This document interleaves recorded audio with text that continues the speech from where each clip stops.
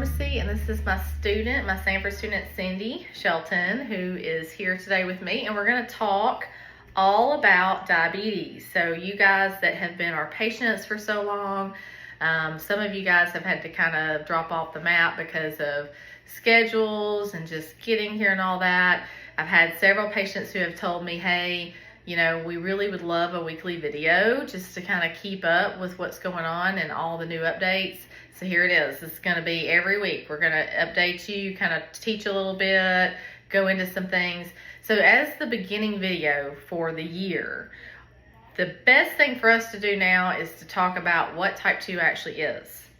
And Cindy, who is a fourth-year student, has done a little bit of research, and she's going to break it down for you guys. We're going to go into that, kind of go into the difference between type 1 and type 2 diabetes for this video.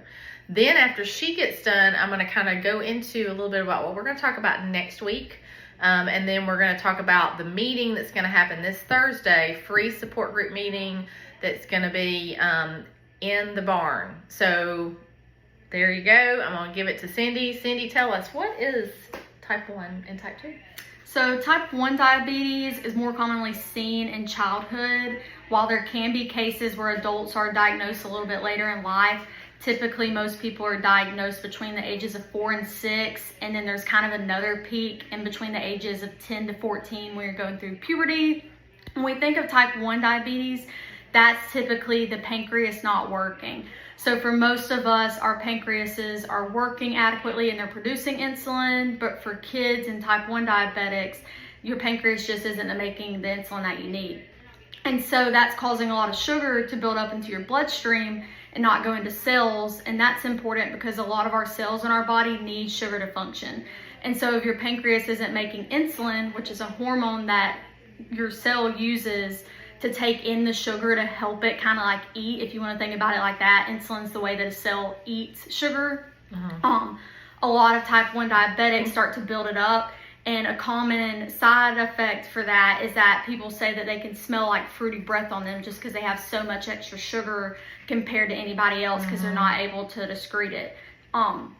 When we think of type 2, however, you still have a pancreas that's working, but usually that's where we see insulin resistance, to whereas type 1 is considered insulin deficiency. Correct. So for insulin resistance, in type 2 patients, we see their cells not wanting to take in the sugar like before. And so your body's trying to make extra insulin, but it just can't keep up with it. And so a lot of these cells are wanting the sugar, but they're just not having enough of the hormone to take in the sugar. So we'll see excess sugar, high sugar rates, just because you're having so much extra sugar in your bloodstream because your cell isn't eating the sugar like it's supposed to.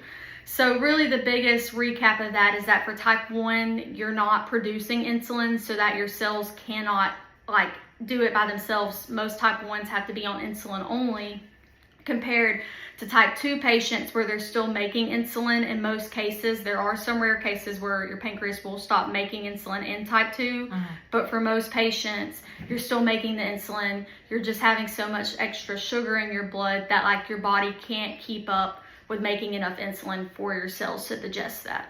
Awesome. Yeah, I mean, absolutely, she's absolutely right. I mean, that's the two differences. And remember what insulin actually is. A lot of people don't understand why is insulin so important to diabetes. And so remember, like some of you guys have been in my class in the past, and we talk about how insulin is like a key that unlocks the cell. So if you don't have insulin, you cannot get that blood sugar in, and your blood sugar is going to be in the bloodstream, and it's going to be super, super high. So great job, Sandy. Yay, everybody clap for Sandy. She did such a good job explaining that. So every week we're going to do one of these to give you a little bit of a tidbit. And then just to give you a heads up, next week we're going to have a deep dive into type 2 diabetes. Most of our patients are type 2, and explain exactly what's going on, why the insulin resistance happens, why it is that we have really, with type 2, a lot of times we have high insulin levels. We don't understand if we have high insulin levels, why is my blood sugar also high? So we'll talk about that. And please come by if you need some help. I have two amazing leaders that are going to be in the Rock Creek Pharmacy Barn. Miss Hildy and Miss Diane, both of them are going to be here this Tuesday to kind of talk with you, help any kind of questions you might have, help you answer them. Even if you just are frustrated and you're just like needing somebody to talk to, that's what they are here for, to let you know that there is hope with this. Don't lose hope.